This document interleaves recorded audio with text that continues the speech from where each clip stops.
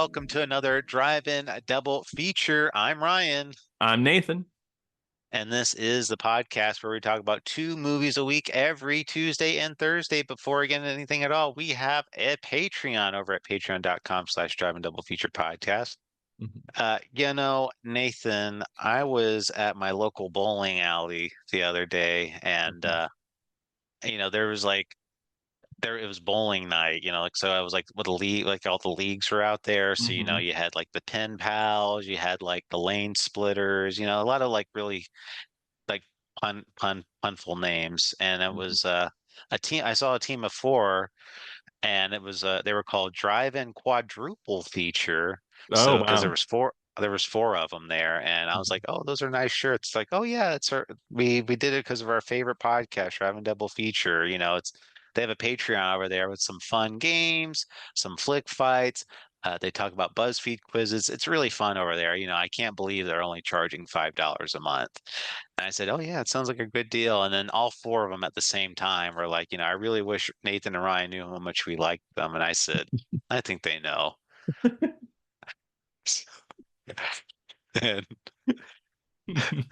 And anyway, that doesn't affect any regular content over on that Patreon. So please go on and check it out right now. But Awesome. today we're going to be talking about 1975's Cooley High, that is directed by Michael Schultz. And this movie is a coming of age movie between two high schoolers, Preach and Cochise. For the first half of this movie, it's a very like chill hangout type of movie where it's just basically just like a slice of life type of thing where they're just like out living in the projects area in New York, or sorry, Chicago. Chicago. Yeah, it Uh, reminded me a lot of like American Graffiti in a way yeah, because it is set in the 60s. it's set in the 60s. So they're very much just like going out, and for the first half of this movie, it's like it's just them living their lives. Like they go out, skip school, they go to like the zoo.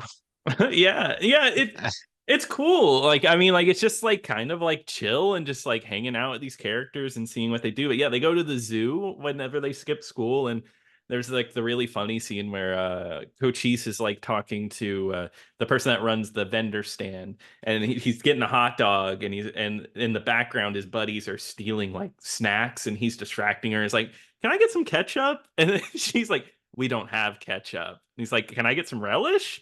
"We don't have relish." "Well, what do you got?" "Mustard." "Mustard? I'm not eating mustard." I don't Well, know. It was that's the thing. funny. Like that was one weird moment. I was like, why wouldn't they have any ketchup or relish there? Well, there is places that don't have ketchup. There's like a famous, Really? yeah, there's a famous place in Atlanta I've been to. I think the Varsity. That if you ask for ketchup, they say no. They say you can't put ketchup on hot dogs there. That's like a thing, I guess. Now the zoo concession stand, no, they're not doing that. The zoo has really high hot dog standards. They got some good hot dogs over there. Um, Yeah, exactly. but Um, that scene ends really silly with the gorilla that throws crap on on one of the gang. Pooter. Yeah, Pooter. Yeah. Yeah, it's yeah, like they're just out like doing really goofy stuff. Like it's really just like two friends hanging out because Preach is he's a character where he's actually like a really smart like person, and he's actually like very well read and everything, but he kind of never really applies himself, and that's kind Yeah. of like everyone's really frustrated with him because they're like, they know he could do a lot better, but he never really applies himself, and it's always just kind of like he flunks all of his classes, like doesn't even like attempt to do it. He's skipping school, and he's not really living up to his potential versus Coach E's, where he actually has like a very promising basketball career. And very early in the movie, he actually finds out he gets a scholarship to college to go play basketball. Yeah. And this sounds like a cliche. But for me, I felt like it worked here because they don't it's not overly sappy with it. Like No. it's not like he's constantly like, "I have a scholarship." And I mean he brings it up, but it's not it's not like a huge part of the movie. Same with Preach. The whole time people would be like, "Oh, you need to apply yourself. What are you doing?" There'd be a lot more of that. But we kind of learn this just by watching them talk and everything. Because you learn that Cochise has like dreams. He wants to be a poet. He wants to write in Hollywood, and he writes poetry and I mean, everything. preach. Oh, sorry, Preach. What'd I say? You said Cochise. Oh, Cochise, whoops, yeah. But Preach has like dreams like this. And we just learn about these characters just from like their dialogue talking to each other. It gets a little more heavy-handed towards the end of the movie, but I don't think that's a bad thing.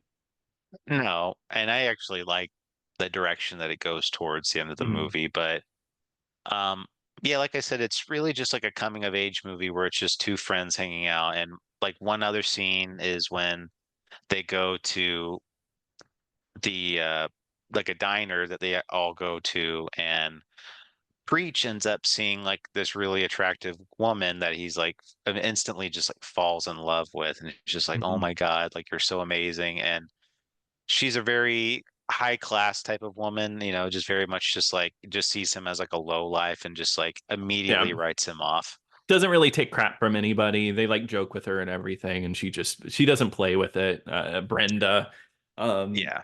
yeah, and I guess yeah, so yeah, no, and that's exactly it. But it kind of comes out of nowhere, but she ends up kind of taking a little bit of a liking to Preach, because I guess Preach is really silly to her. Like he jokes around, is kind of funny. He's like one of those people that like is annoying, but you find charming at the same time. Yeah. I mean, he's very much like, he's trying to woo her very much, but Yeah, it's very much just like, he knows like he's probably out of her league, but he's trying really hard, and she kind of finds it a little endearing, I think. yeah. Um, one thing though, I do think is pretty interesting about this movie is that they never like they don't go out of their way to make either of these two characters likable. Like they both have like their really negative faults to them. Oh yeah, yeah. Like Coach Heath ends up like sleeping with one of Sandra. yeah, yeah, an ex of Preach's, and they hang out with a Well, pimp. They also hang out with two people that steal a car at one point. well, Um, no, I mean like Preach wasn't even like he was still like seeing that girl technically when he that's like hooked up right. with Brenda. So, because that there's like a big scene, like where Cochise and Preach are like making out with their two respective girlfriends, and like Mhm, one girl is like clearly not into Preach at all, or like Preach is mhm, getting a little too handsy and she doesn't mhm. like it, and it ends up uh having some like hostility, but like they're very cold on their relationship. And like you said, eventually it does lead to Cochise sleeping with Sandra for whatever reason. Yeah, it's actually you say that. I was thinking after this movie, and that is an interesting thing because I was thinking like thinking back on high school and how much of a time in people's life, it's a very self-centered time. You use people to get places, and I feel like people could be really mean at that point. And I think that is shown here, and I think that makes it more realistic, a little more interesting because of that. no, I mean, that's kind of what that's saying. It's like they're two kids in high school and they're making really big mistake, Yeah. and they don't try to like make it like they don't try to make these characters real sentimental or like add like real heavy-handed like, oh, like I'm a good person at heart or what, like Hmm. they don't rub it in your face type of thing. But there are other vignettes in this movie because like it's a really episodic, like in the Yeah. first half, where it's just like them like going out to do things. One thing I loved is they go to the movie theater, and within seconds of that movie being, I knew that was Godzilla versus Mothra. Yeah, I'm happy that they play the music, the Godzilla theme so loud at this part. Yeah. Did you know which one it was? I knew it was I didn't know exactly, and so I don't think I was like you, but like I knew, of course, because even the Mothra fairies are talking at one point. Yeah, well, it's the English dub version, but yes. Yeah. But yeah, then you can hear Mothra's like battle cry, like with her roar. Hmm. So, but they're all like making out like during like that movie, like them and all their Yeah, girlfriends. And there's in like the a theater. and there's like that there's a funny scene where Pooter like he like goes out and he buys popcorn and he buys like 3 bags of popcorn or like boxes of popcorn just for himself. And he ends up bumping into somebody and he's like, "Hey man, like I'm gonna beat the crap out of you, Pooter." And he's like, "Hey man, no, like there's no big deal, no big deal at all." And then another guy's like, "Hey, why don't you pick on somebody your own?" And it turns like into this big gang fight at like the movie theaters. Yeah, just like everybody in the theater is fighting because like I think there's one part where the guy's like, I'm gonna kill you," and he says, "With what army?" And of course, everybody stands up in the theater, like Yeah, everybody who's with him. So yeah, there's a huge fight there. That's kind of where the movie goes because it continues being episodic, but there's like these two other side characters that are a little more they just do a little more criminal activities. They've stolen a car and of course, Stone and Cochise, Robert. yeah, and Cochise and Preach end up getting in the car with them, and Yeah, because well, I was just gonna say because we do see them like hang out with Cochise and Preach earlier in the movie, but it's yeah, very much like they don't have like a great relationship. It's like Preach and Cochise are like friends enough with each other, but they do rag on Preach a lot or whatever, and like Preach Mhm. clearly is like they don't like him that much. No, no, and honestly, Preach is like the butt of everyone else's joke, and then in this gang, they all make fun of Pooter. Yeah. It's like a cycle downwards. Um, Yeah. So, but yeah, back to what you were saying when they go to this party, like a house party, and that's where kind of like Preach starts getting some like positive reactions from Brenda, but mhm. ends up like a big fight ends up breaking out there, and they end up leaving the party, and they end up stealing a car. Yes, yeah.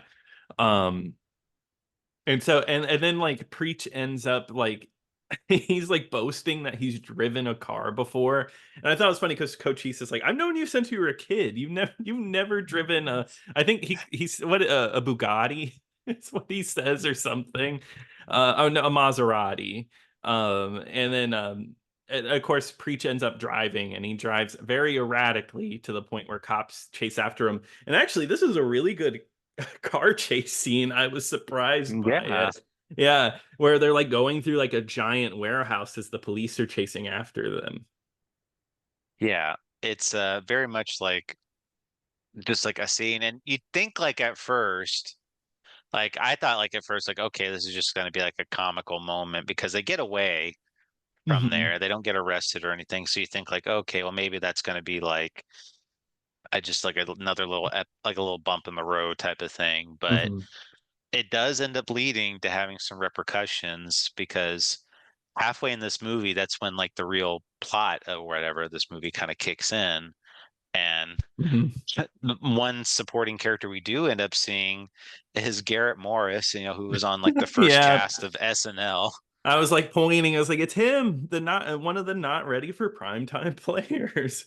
But Yeah, but yeah, he's not funny in this movie. He is very no, much like he's the no nonsense teacher that's like really pushing all of his students to like apply themselves. And like, he's the kind of that he said, like he goes out and like checks on them and makes sure that they're good and everything. yeah, yeah, and he even says at one point that he's the type of teacher that just pushes kids through school so they could say that they were high school graduates, and that's a really big talking point at the end when he's taught because that's one of the few times where they really like point out the issues here, where he talks to Preach and is like, I'm the one who helped you out get out of the police because he sweet talks one of the cops to get him out of it. And he was like, if you just applied yourself, if you just did better, you could be something. And the preacher, of course, doesn't take very kindly to that. And he kind of just walks away from the situation. No, and there's actually like a moment too, because he had all 4 of the kids had gotten arrested and Cochise and Preach like were able to talk, like the teacher was able to get them off the hook because that was their first offense and they hadn't Mhm. then and but the other 2 kids they actually had like a record, so it's like, oh no, you're gonna go to jail for this. And Mhm. they ended up going to jail, but the thing is because of that everybody in school thinks Cochise and Preach ratted them out to get out of a prison sentence. And there's like this whole big thing where like Preach is trying to run away from these two kids, Robert Stone and Robert. Um, and actually, like, there's a point where he goes home, and there's like this really emotional scene with like his mom, where his mom's just like I can't deal with this anymore. I can't deal with you messing up so much, and Hmm. and he's basically just kind of like, I guess I'll just leave home then, type of thing. And then he just like he walks out on his mom, just basically like, I'm leaving, I guess. Hmm. Yeah, and these moments are just played really well because like we've mentioned before, there's just like a realistic quality to it. It doesn't feel like overly melodramatic. Oh, Yeah, and I feel like this movie hits a tone and just like a mood that I really liked. Just that realism, and then it all builds up. It does a good job of in the beginning of being, like you said, an episodic journey, understanding these characters. And then once the real action happens midway through the movie, that has something to pull us through the rest of it. And like you said, we have moments like that with the mother. Coach East, we don't get to explore his family very much, but it seems like they're very dysfunctional too. it's the same thing, like, because when they showed him, like, there's like a ton of kids running around. It's just like Hmm. it's like way too many people in that tiny apartment, type of thing. And he's basically just like, I want to get out of here and go to college. So that's kind of like his whole arc, is that he wants to just go play basketball in college. But um like I said earlier, or we'd said that he ends up sleeping with Preach's girlfriend. Hmm. And that's the only reason, because of that, is because like Preach's girlfriend Sandra gets mad at Preach because does end up having sex with Brenda. Yeah, And well, what an idiot too, though, because he sleeps with Brenda. And they seem to have a really good time, and they're hanging out after. And he made a bet that he was going to sleep with her, and he blurts out like, "Oh, I'm going to get that dollar from Cochise." And of course, Brenda's like, "Was that all I am to like a dollar hooker or whatever?" And Yeah, that's of course he said something that stupid, so that ends yeah, up going back in his face, and that's why she sleeps with him. yeah. So it ends up being like this big falling out moment between them, which is the worst time for it to happen, because those two guys are looking for them because they just got bailed Mhm. out of jail. And anyway, you think like he's going to end up with Brenda, but he finds out that like Cochise was looking for him and like going to this one station that he was going to be at. And unfortunately, those guys, Stone and Robert, and this other guy, Damon, ended up beating Cochise to death. Yeah, and it's like an accident. It's really brutal. It honestly shocked me a little. I should have seen it coming, but there's that scene they're beating him up, and it seems like they're gonna stop, but they push him, and his head hits like a metal bar of a subway, and he dies. And I was just like, oh, what a bummer. Because of course, that's the way the movie would go. It's like the one who was gonna make it died. But it still is like, damn, I wasn't expecting that. No, yeah, and that's kind of where this movie takes a turn. Like Cochise ends up dying, and everyone ends up being, really broken up about this whole situation. And Hmm. probably, like, Preach does end up giving like after the funeral, after Cochise's funeral, Preach actually goes up to Cochise's casket, like in the cemetery, and is basically just like delivers his own little monologue to his dead friend, and just basically tells him, like, hey, like, I've never read my poetry out loud, but I wrote you a poem, type of thing. And Hmm. telling him, like, how much about their relationship and everything. It was actually like a really poignant moment. Like, that was like, I was just like, oh, I was at one point, I was like, wow, this is like a really powerful scene. Yeah, Like, I because wasn't expecting. there's tears and everything. Earlier in the movie, Cochise, when they got like some wine, poured it out and said, "This one's for the everybody who's not here." And of course, Preach at his grave pours one out for him. Yeah. Yeah. Um, And at the end of the movie, though, he does that little monologue, and then they do like the thing you see in a bunch of other movies where it shows like what I each was, character did, yeah. which I don't mean to be mean because this is like one negative I would say about this movie is that we spend so much time with Cochise and Preach that when they do that and they do it for every character in this movie, I'm like, okay, that's a little unearned, but I because know. Yeah, I think I feel the same way. I think it's a little silly to end it this way. yeah, um, because I'm like, they're like, oh, and it's always like something like really silly, like they'll show like this guy named Tyrone who like basically had like a girlfriend and they were like they would always bicker and stuff like that. And it's like mhm. Tyrone died in a violent like violent Democratic Party attack or something like Yeah. Oh, yeah. crazy. Like Yeah. It's so many of these people died. Like, so the two of them were like, oh, died in a robbery. Pooter and hmm but then it would be like, oh, Pooter's now a factory worker. right. And it's like Brenda, she's a librarian with three kids or just And it's like or I wasn't wondering where these I characters were. exactly. And it's like, or it's like Damon, he's now a military sergeant in Europe. And I'm like, okay. Like, Yeah. And uh, this might be weird, but I feel like the main character Preach, he gets too happy of an ending with that because it's like, oh, now he's in Hollywood and he's a famous writer, and it's like it feels so different from what the movie would actually like. Oh, everything was fine. He did it. yeah, it's like that's the motivation he needed. But But I guess this movie in some ways kind of autobiographical.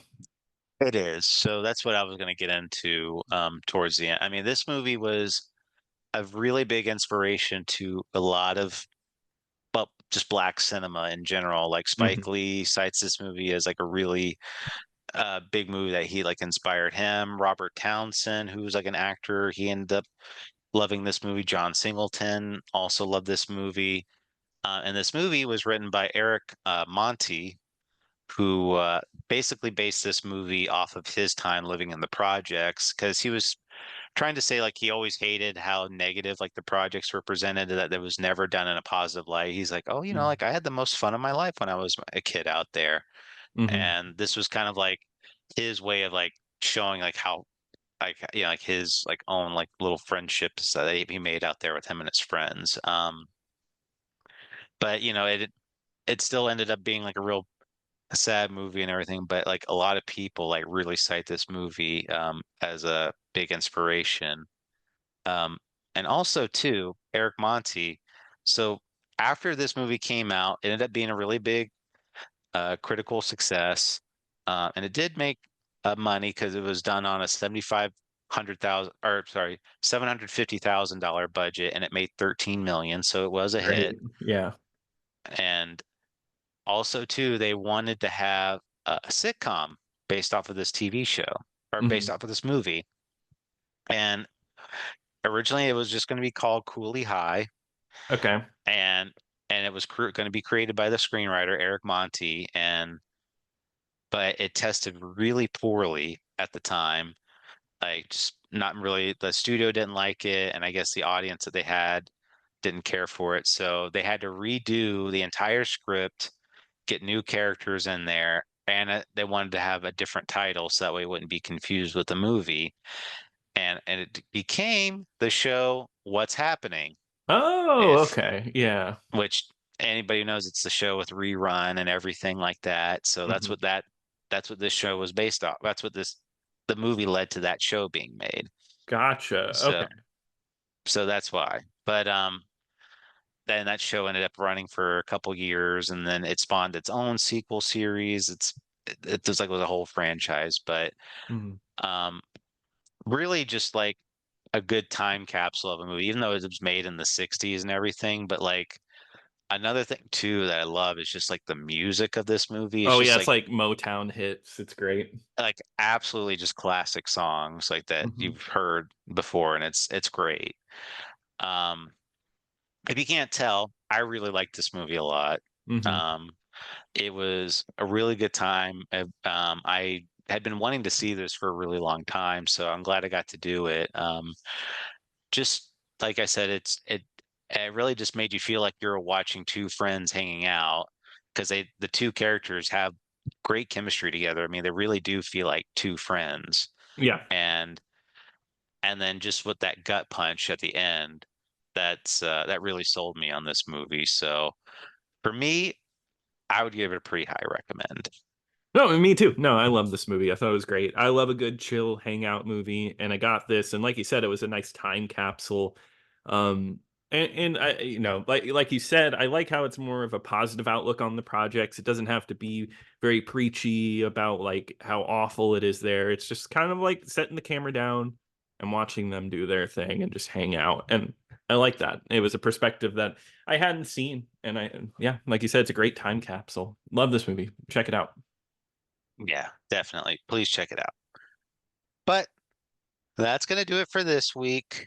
So, Nathan, what are we going to be talking about next time? All right, Ryan, we are going to be talking about 1965's Mickey 1, and that one is streaming over on Prime Video. Okay, well, Nathan, I'm going to give you a bit of a treat for my pick. Okay. Uh, we're going to be talking about one of your favorite directors, Brian De Palma, Okay, all right. and I'm wanting to talk about a movie that I've actually have wanted to see for a really long time. And we're going to be talking about the movie Hi, Mom, and that was streaming over on Tubi for free right now. Awesome. Well, I'm excited to watch that one. Of course. Yes, it'll be a good time. But if you have any thoughts and opinions about the podcast, please don't forget to email us over at driveanddoubleFeaturePodcast@gmail.com. And once again, check out the Patreon at patreon.com/driveanddoubleFeaturePodcast. But until next time. Until next time.